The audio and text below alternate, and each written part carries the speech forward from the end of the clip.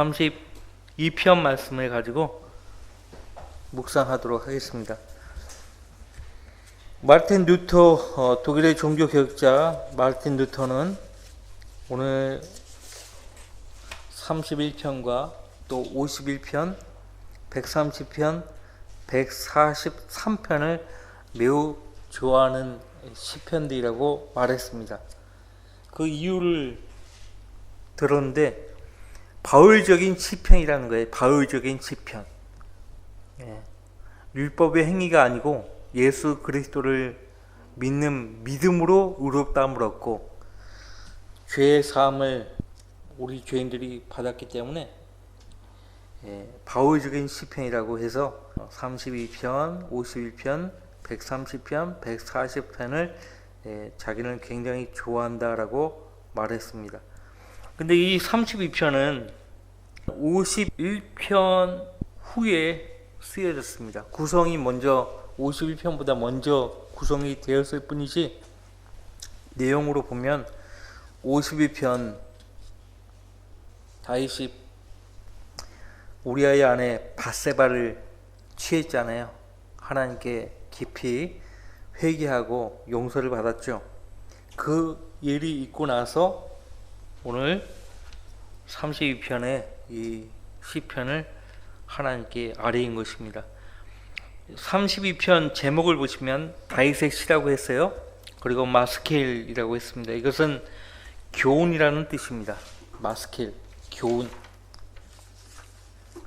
그래서 내용으로 보면 다윗이 하나님께 큰 죄를 범한 뒤에 깊이 죄를 뉘우치고 용서를 구했을 때 하나님께서 즉시 그의 죄를 용서하시고 깨끗하게 하여 주셨다는 것을 이 시편을 대하는 모든 사람들에게 교훈을 하고 있습니다.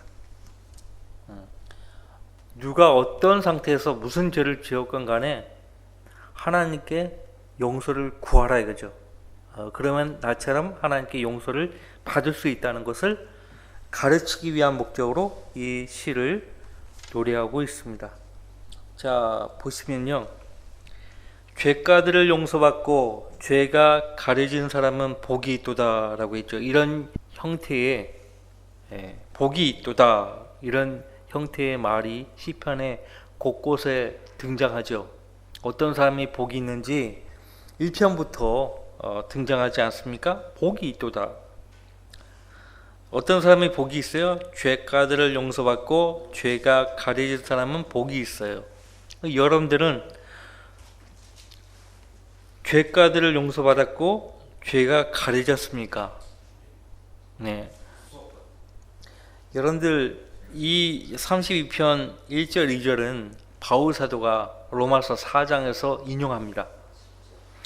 로마서 4장에서 이 시편 말씀을 인용할 때에 신약의 구원에 적용하기 위해서요.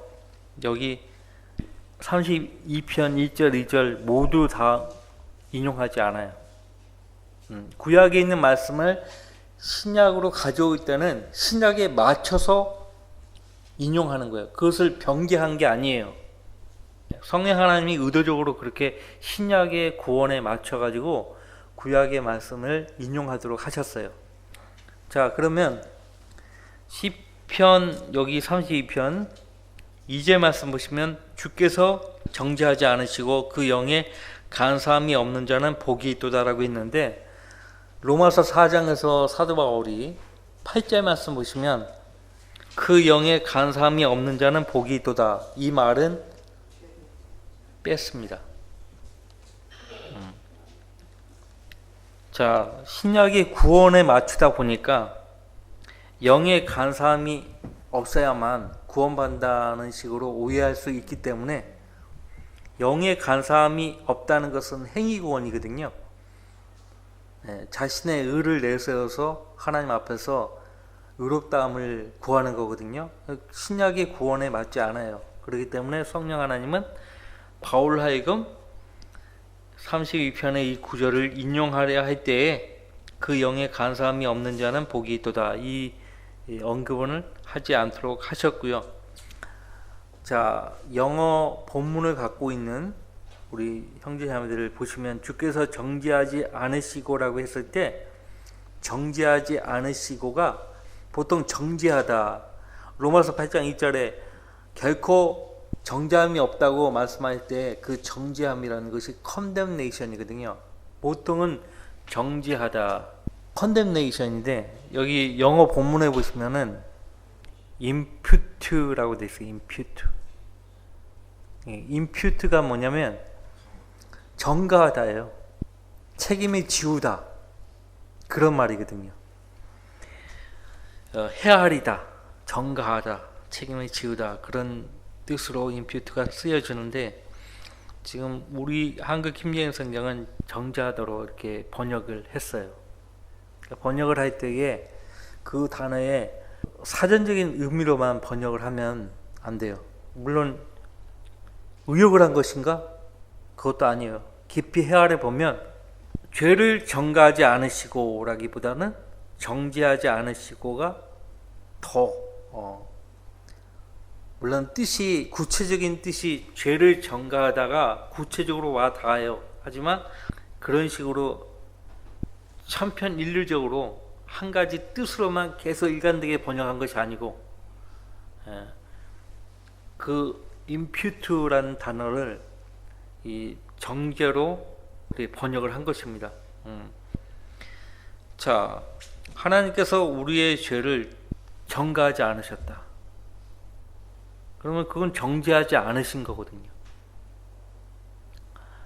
가늠하다가 현장에서 잡힌 그 여인에게 주님이 뭐라고 말씀하셨어요? 나도 너를 정죄하지 않겠노라. 그렇게 말씀하셨죠. 우리가 이제 앞서 1절 말씀에서 죄가들을 용서받고 죄가 가려졌습니다. 이 죄가 가려졌다는 얘기는 구약식이죠. 구약에서는 짐승의 피로 죄를 가렸습니다. 그러니까 구약의 구속과 신약의 구속에 차이가 있어요. 구약의 구속은 죄를 가려버린 거예요. 제거하지 않은 채 그냥 가려버린 거예요. 가린 것도 동물의 피예요. 히브리서에 잘 나오지 않습니까?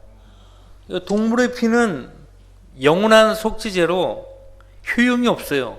그때뿐이에요. 여러분들 잘 아시는 출애굽기 34장 7절 말씀에 거기 보세요. 출애굽기 34장 7절 말씀. 많은 사람들이 이 말씀을 읽어요. 그런데 거기서 아무것도 깨우치지 못한 채 지나칩니다.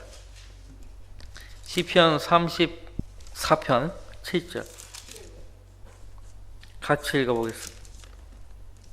자비를 수천 대까지 간직하며 죄악과 허물과 죄를 용서하나 범법자가 결코 깨끗해 되지는 아니하리니 그 조상들의 죄악을 그 자손들과 그 자손들의 자손들 3,4대까지 미치게 하느니라 하시니라. 자, 죄를 용서하나, 죄악과 허물과 죄를 용서하나, 이 표현을 자세히 유념하셔야 돼요. 세 가지 단어, 죄악이 나오고 허물이 나오고 죄가 나오죠. 이 세 단어가 시편 32편에 고스란히 나옵니다. 자, 죄악과 허물과 죄를 용서하지만 깨끗하게 되지 않는다. 피 흘림이 없이는 죄 사함이 없다고 했고, 율법에 따르면 거의 모든 것이 피로써 정결케 되나니 피 흘림이 없이는 죄 사함이 없느라고 했죠. 신약에 와서는 그 피 흘림이 짐승의 피가 아니에요. 예수 그리스도의 피로 대체된 거예요. 그래서 예수 그리스도의 피로 구속받은 성도들은 그 구속이 영원한 것입니다. 영원한 것이에요. 그래서 구약의 구속은 짐승의 피로 그냥 용서만 되었을 뿐 깨끗하게 되지 않았어요. 어떻게 깨끗하게 되는 거예요? 제거가 되어야만 깨끗하게 되는 거예요. 보라, 세상 죄를 제거하는 하나님의 어린 양이로다. 그래서 청년 요한이 와서 예수 그리스도를 백성들에게 선포할 때 그분이 하나님의 어린 양으로 우리의 죄를 완전히 제거하실 분이라고 선포한 것이죠. 이것이 틀려요. 이것이 구약의 구속입니다. 용서를 받았지만 깨끗하게 되지 못하는 거예요. 왜 예수님이 십자가에 달려 죽으셨다가 장사된 지 사흘 만에 부활하시기 전에 그 장사되었을 때 사흘 동안에 그냥 계셨던 것이 아니고 무덤에만 머물러 계셨던 것이 아니고 몸은 무덤에 안치되었지만 그 혼은 지옥에서 여러 가지 사역을 하고 계셨던 거예요. 그러니까 아버지 하나님, 예수님 밝히셨잖아요.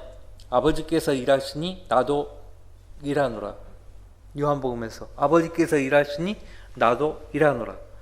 그러니까 하나님도 지금도 끊임없이 일하고 계시듯 그 아들 하나님도 이 땅에 몸을 입고 오셨을 때 쉬지 않고 일을 하신 거예요. 죄아들은 다 집으로 돌아가죠. 근데 예수님은 성경에 보면은 잠을 안 자요. 밤을 새워 올리브산에서 기도하시든지 하여튼 밤을 새워서 주무시는 그런 적이 없어요. 배에서 잠깐 눈을 붙였을 뿐이지 주무신 것이 아니죠.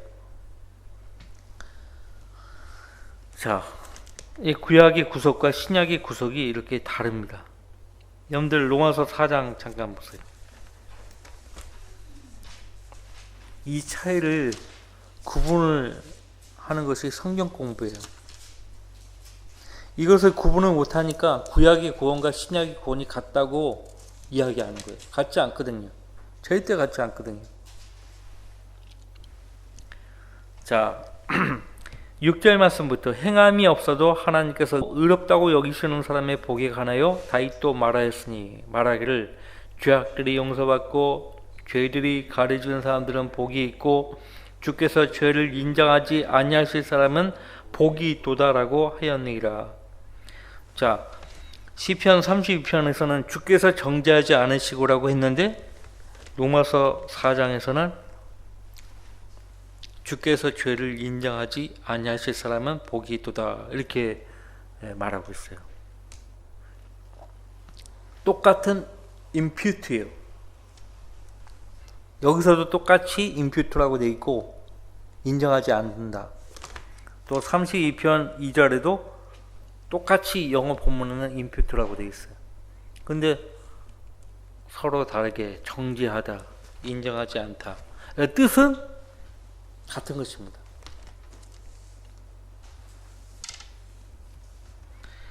하나님께서 우리에게 전달하고자 하는 의미는 같은 것이에요. 그래서 32편 1절 2절은 이미 51편에 히딘 우리아의 아내 밧세바와 동침한 뒤에 선지자 나단의 책망을 듣고 즉시 죄를 뉘우친 그 다윗의 회개, 그 회개의 경험을 통해서요, 누가 복이 있는 사람인지를 지금 32편에서 다시 한번 밝히고 있어요. 교훈을 주고 있죠.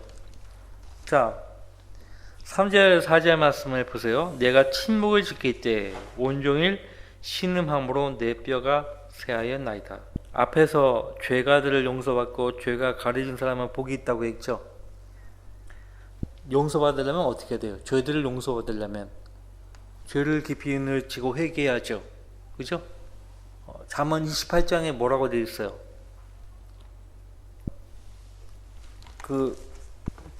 죄악은 자비와 진리로 정직해 된다고 잠언에서 그렇게 말씀하고 있는데, 잠언 28장에 율법으로부터 자기 길을 돌이키는 자의 기도가 가증하다고 했죠.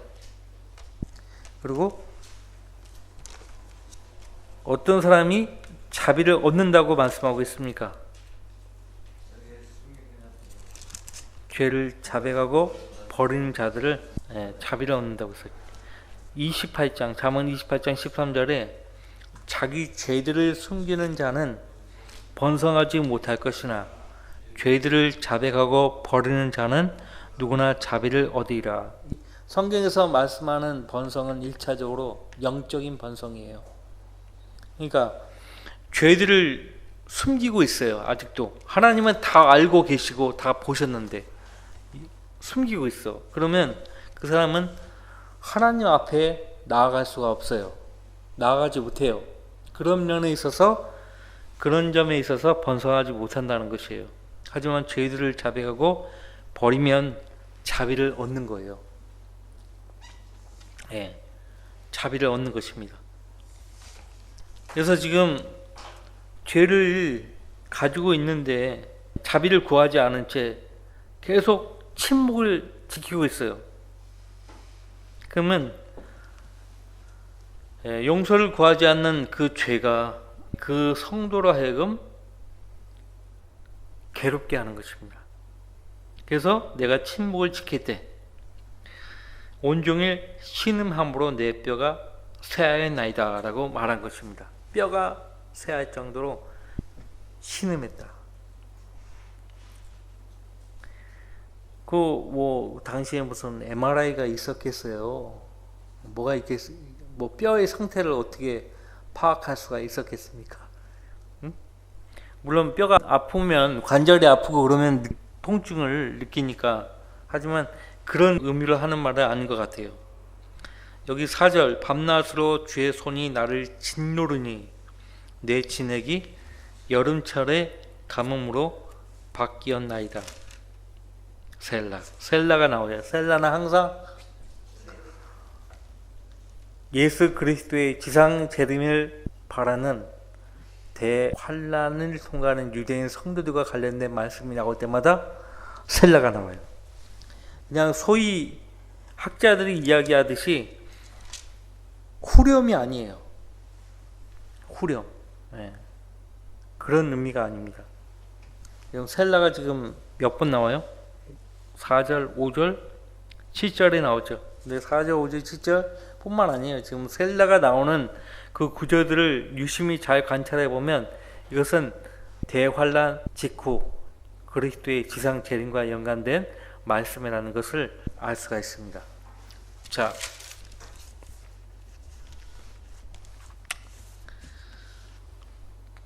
내 뼈가 나왔고 내 진액이 나왔어요. 진액. 예. 이 진액이 어디 있겠어요? 뼈 안에 골수죠, 골수. 그죠? 잘 들어보세요. 잠언 3장 7절 8절에 따르면요, 주를 두려워하고 악에서 떠나게 되면 그것이 우리 몸에 건강이 되고 뼈에 골수가 되리라고 말하고 있어요. 뼈에 골수가 되리라고 말합니다. 잠언 15장 3절 말씀에 좋은 소식은 뼈를 살찌게 하느니라 라고 말씀하고 있죠. 뼈를 살찌게 한다. 잠언 16장 24절, 즐거운 말들은 벌집 같아서 혼에 달고 뼈에 건강이 되느니라, 그렇게 말씀하고 있죠. 잠언 12장 4절과 14장 3절 말씀을 보시면 수치와 시기는 뼈를 썩게 한다고 했어요. 수치와 시기는 뼈를 썩게 한다. 수치를 느낀다, 시기한다, 이건 감정이잖아요. 감정. 사람의 감정이 육체를 지배하는 거예요. 정신이 육체를 지배한다, 이거죠. 영이 혼과 육을 지배합니다. 그러니까 우리가 성령 충만하면 이렇게 몸의 건강을 얻게 되고 뼈의 고수를 갖게 됩니다. 잠언 17장 22절 말씀에 상한 영은 뼈를 마르게 하느니라 라고 했어요. 뼈를 마르게 한다. 상한 영이 뼈를 마르게 한다, 이거예요. 그러니까 주님과의 관계가 온전치 못하면 다른 모든 것들도 의미가 없는 거예요. 메마른 광야에 있는 히스나무 같이 되는 거예요. 종종 다윗은 시편에서 외로운 자신을 가리켜서 펠리컨 같다는 말을 했어요. 펠리컨 같다. 예. 그러니까 주님과의 교제가 안 돼 있으면, 주님과 동행하지 못하면요, 정말 메마른 삶을 살 수밖에 없습니다. 지금 이 뼈가 새했다, 또 자기 원기가 여름철에 가뭄으로 바뀌었다 이렇게 표현한 것은 자기가 지금 죄를 가지고 있어요. 근데 그것을 주님 앞에 이렇게 떳떳하게 자백을 못하고 있는 거죠. 그 상황에서 선지자 나단이 다윗에게 책망을 한 것입니다. 어떤 비유를 들어가지고 책망을 하잖아요. 그 사람이 바로 당신이라고 하잖아요. 거기서 다윗이요 변명하려고 하지 않았어요. 즉시 인정했죠. 자, 여름철의 가뭄이요. 팔레스타인 지역의 여름은 건기입니다. 건기예요. 어떨 때는 여름 내내 비가 오더라도 한두 번 올까 말까요? 한두 번 올까 말까요? 그러니까 가뭄이 심각해질 수밖에 없죠. 그죠? 그 여름철의 가뭄으로 바뀌었나이다 셀라. 자, 이제 5절 말씀을 보십시오. 5절 말씀. 내가 내 죄를 주께 시인하고. 얼마나 힘들겠어요. 그 원기도 사라져버리고 내 진액이 여름철에 가뭄으로 바뀌었나이다. 뼈가 새하고. 그러니까 주님께 죄를 뉘우치지 않을 수 없는 상황에 닥친 겁니다.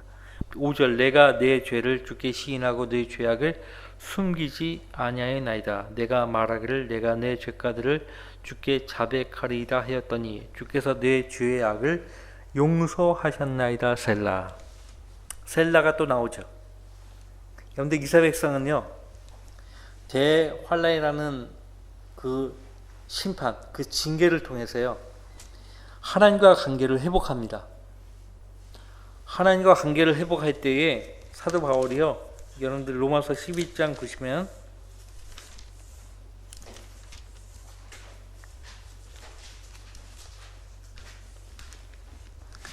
26절 27절 말씀 보세요. 로마서 12장 26절 27절 그리하여 온 이스라엘이 구원을 받으리라. 기록된 바 구원자가 시온에서 와서 야곱에게서 경건치 아니한 것을 제거하리라. 이는 내가 그들의 죄들을 없앨 때 그들에 대한 나의 언약이 이것임이라 함과 같으니라. 잘 보십시오. 야곱에게서 이스라엘 백성에게서 경건치 아니한 것을 제거하리라. 내가 그들의 죄들을 없앨 때. 언제? 대환란을 통해서요. 구원받은 하나님의 자녀들도 범죄하면 즉시 하나님의 다루심을 받게 돼요. 징계. 징계하지 아니하는 아들들은 없다고 했어요. 히브리서 12장에 없다고 했어요. 여러분들 다음에 또 보겠지만 39편 보세요. 시편 39편 10절 11절 이런 말씀들이 성경에 곳곳에 나옵니다. 시편 39편 10절 11절 주의 징책을 내게서 옮기소서. 주의 손이 치심으로 내가 세잔하였나이다. 주께서 죄악을 책망하심으로 사람을 바로잡으실 때 그의 아름다움을 좀과 같이 소멸케 하시나니 진실로 모든 사람이 헛되나이다. 셀라가 나오죠. 네. 그러니까 셀라가 나오는 그 구절들을 유심히 잘 관찰해 보세요. 대환란과 그리스도의 재림이에요.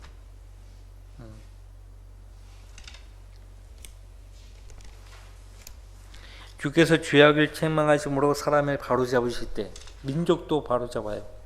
이스라엘 민족을 바로잡으실 때 대환란이죠. 그래서 이스라엘 민족은 대환란을 통해서요 민족적으로 하나님께 회개를 해야 합니다. 회개하지 않으면은 하나님과 관계가 회복이 안 돼요. 그 백성이 하나님께 범죄해가지고 징계를 받을 때요.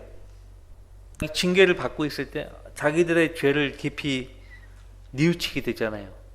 그래서 하나님께 용서를 구하게 되잖아요.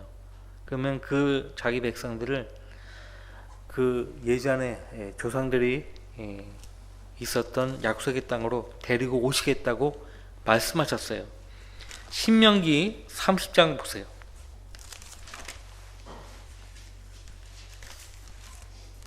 신명기 30장. 복과 저주예요.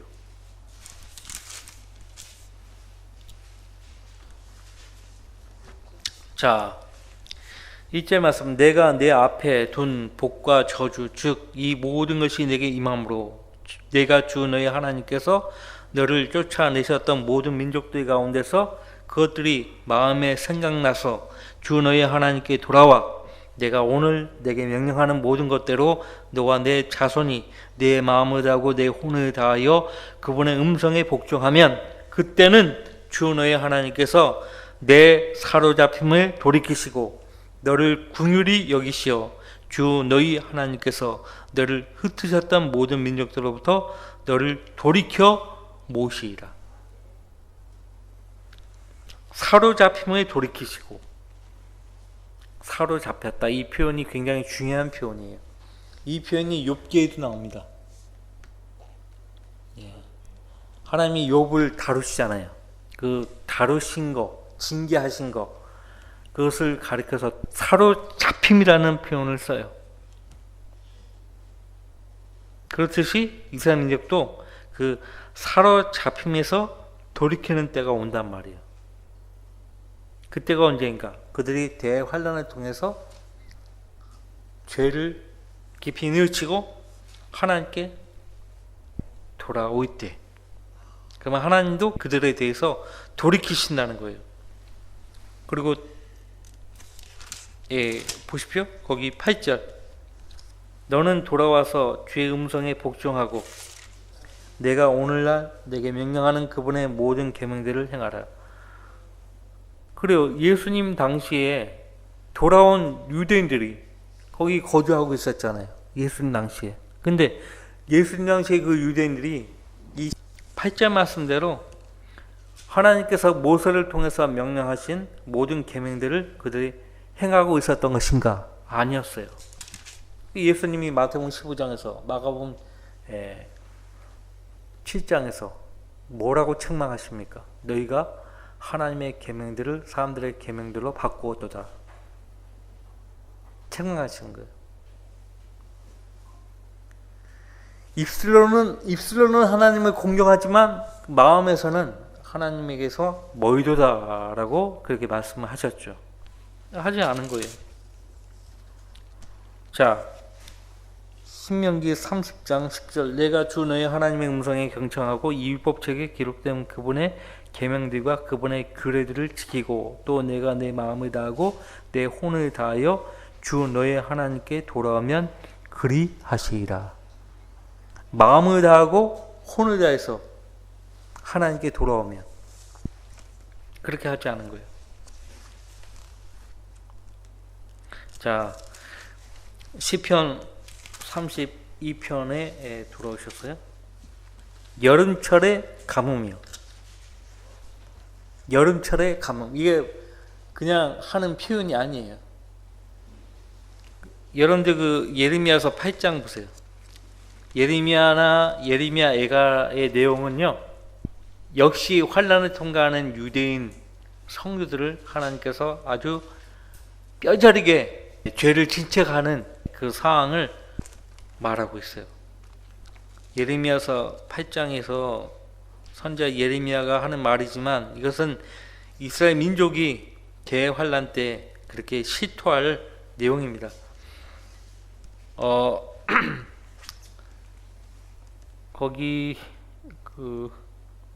20절 말씀 보세요. 이 20절 말씀 표시해 두세요. 여름이 끝났고 추수가 지났어도 우리는 구원을 받지 못하는도다. 물론 선자를 통해서요 그들을 반드시 구원해 주시겠다고 약속은 하셨지만 대환란에 지금 직면한 그 성도들 입장에서는 희망이 없는 거예요. 여름이 끝났고 추수는 지났어도 올해는 구원을 받지 못하는도다. 여름은 끝났어요. 추수가 지났어도. 예수님 마태복음 4장에서 무화과 나무의 비유를 말씀하셨죠. 응?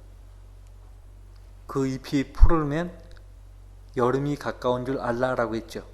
근데 그 여름도 끝났고 추수가 지났어요. 추수는 여름이에요. 팔레스타인. 구원을 못 받아.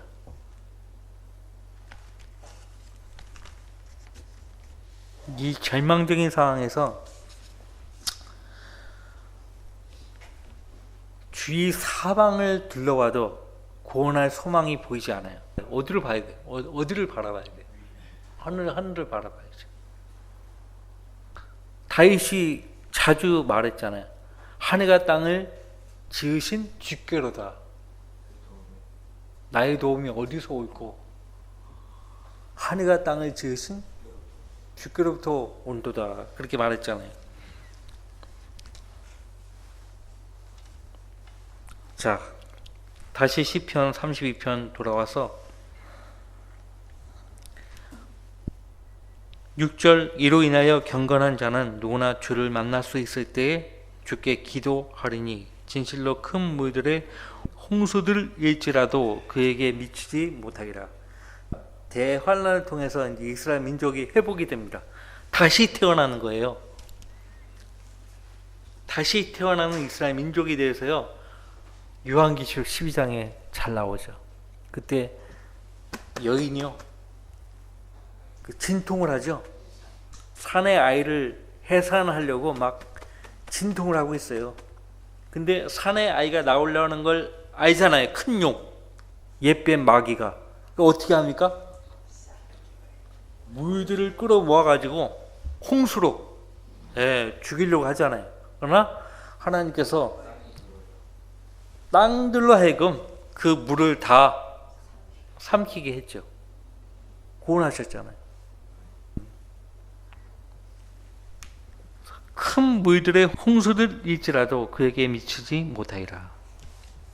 하나님 장중에 안기는 성도들은 구원을 받아요. 반드시 하나님이 건지십니다. 주를 만날 수 있을 때 주께 기도하리니 대환란 때도 하나님이 그들을 주시하시는 거예요. 그들과 함께 계시는 거예요. 그래서 언제나 그들은 기도로 주님께 다가설 수 있어요. 그것이 경건한 자의 표예요. 아주 어려울 때 기도하잖아요. 하나님께서 기도하는 여러분들을 보호하신다고요. 큰 물들의 홍수들일지라도 그에게 미치지 못하리이다. 만약 미치게 되면요, 기도하는 자기의 자녀를 잃어버리게 되는 거예요. 응? 잃어버리게 되는 것이에요. 자, 7절 주는 나의 은신처시니 주께서 고난으로부터 나를 보호하시며 구원의 노래들로 나를 도우시리이다. 셀라. 은신처시니. 실제 이스라엘 백성은요, 한때와 두때와 반때를 광야로 가서요, 하나님께서 자기 백성을 위해서요 예비해 두신 곳이 그 광야에 있다고 했어요. 예비해 두신 곳이, 그것이 지금 현재 요르단에 있는 페트라예요. 셀라 페트라. 왜 그냥 페트라로가 안 돼 있고 셀라 페트라입니까? 왜 셀라예요? 다 의미가 있다니까. 왜 홍해예요? 왜 홍해?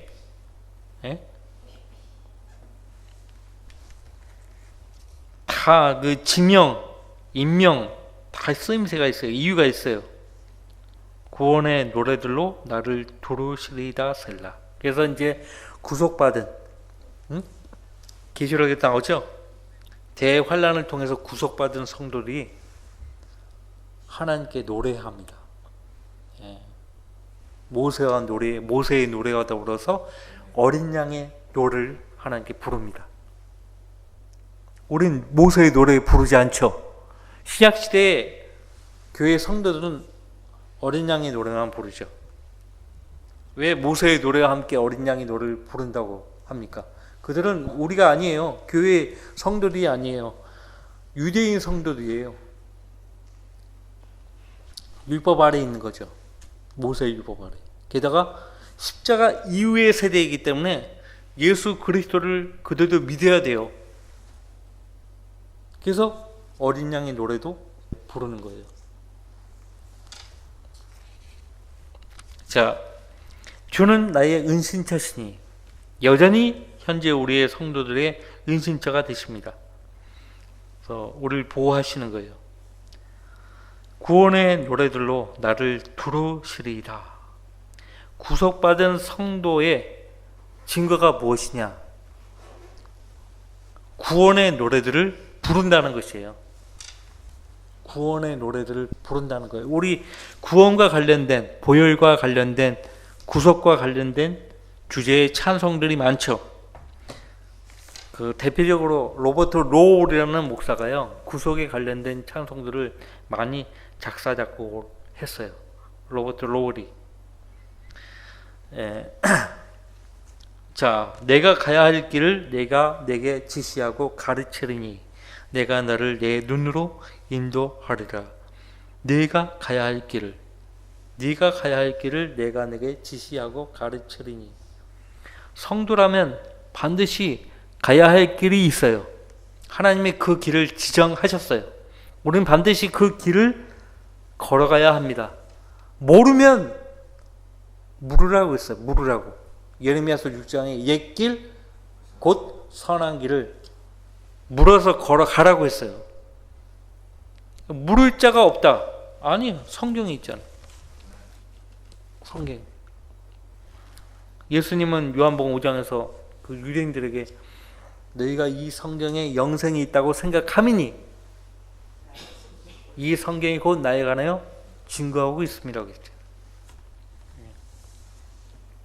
더 구체적으로 예수님은 나는 곧 길이요 진리요 생명이라 라고 했어요. 자, 그 길을 내가 내게 지시하고 가르치리니 내가 너를 내 눈으로 인도하리라. 우리가 이미 25편 12절 말씀에서 벌써 보았었죠. 시편 25편 12절에 주를 두려워하는 자는 어떤 사람인가? 주께서 그에게 택할 길을 가르쳐 주시리라. 택할 길. 우리가 가야 할 길을 가르쳐 주신다는 거예요. 가야 할 길을 가르쳐 주시니까 우리가 그 길을 택하는 거예요. 그냥 아무것도 모르는 사람이 택하는 거 아니죠. 그러니까 이렇게 가르치고 지시하고 가르치고 인도할 것이니까 너희는 9절에 지각이 없는 말이나 노새같이 되지 말라. 그것들의 입은 재갈이나 굴레로 꼭 물려져야 하리니 그렇지 않으면 그것들이 내게 가까이 올까 합니다. 노새는 말보다는 조금 낫다고 해요. 분별력이 있다고 하죠.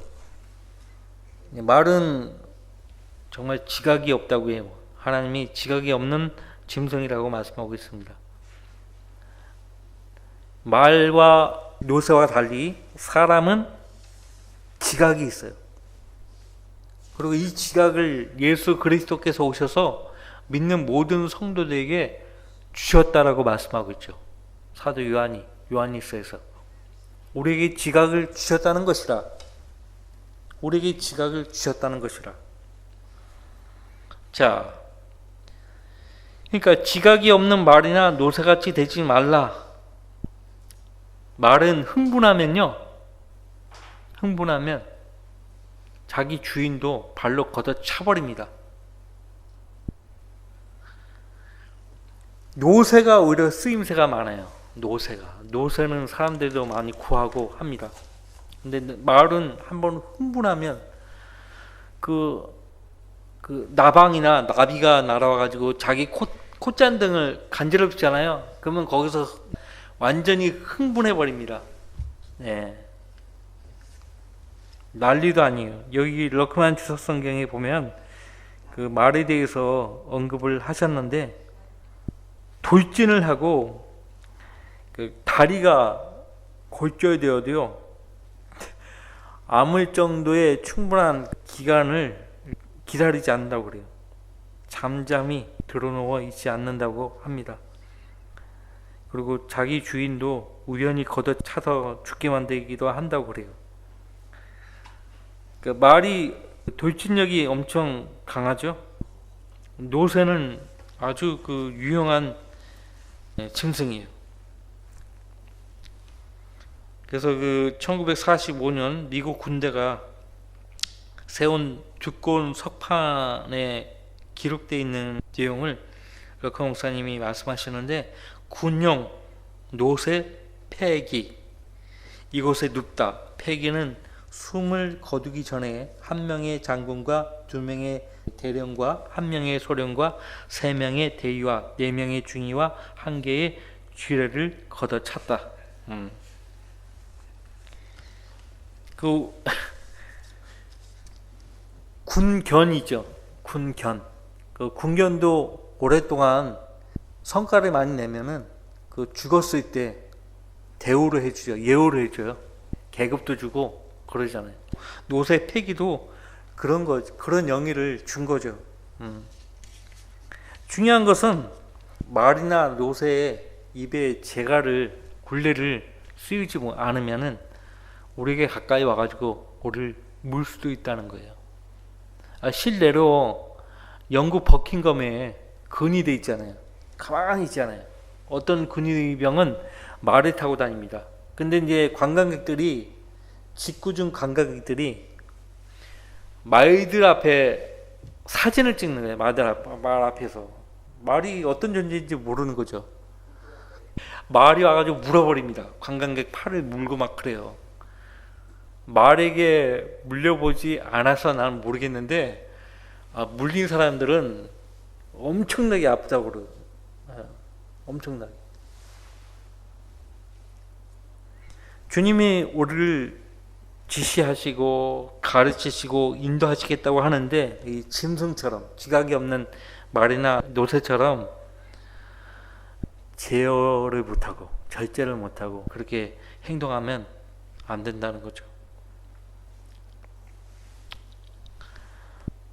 주님이 지시하시면 그 지시에 따라야 되고, 가르치시면 그 가르침에 따라야 되고, 인도하시면 그 인도에 순복하며 따라가야 되는 거예요.